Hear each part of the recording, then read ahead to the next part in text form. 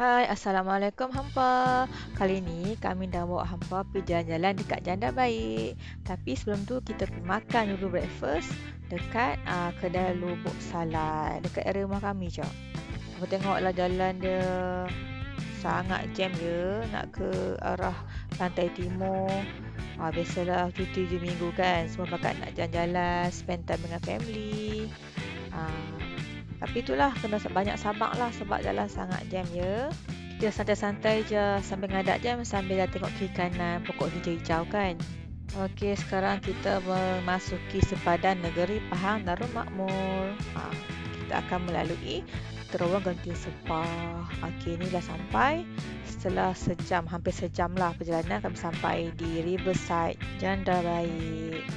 So kat sini ada banyak jenis chalet. Kedai makan pun ada. So jangan risau kalau lapar tengah malam kan, ada kedai makan. Okey. Okey, ni room kami. Kita buat room tour sikit. Okey, ada TV. Ada katil queen, tilam queen dengan tilam single. 3 orang boleh duduk kat sini. So ada tujuh arah kiblat. Ini pemandangan dari bilik. Okey, dengar bunyi arus sungai tu sangat tenang. Sungai pun cetek je kat dalam. So sesuai untuk budak mandi. Tapi mesti kena pantauan oleh parents lah. Sangat tenang kan, sejuk je matang-matang.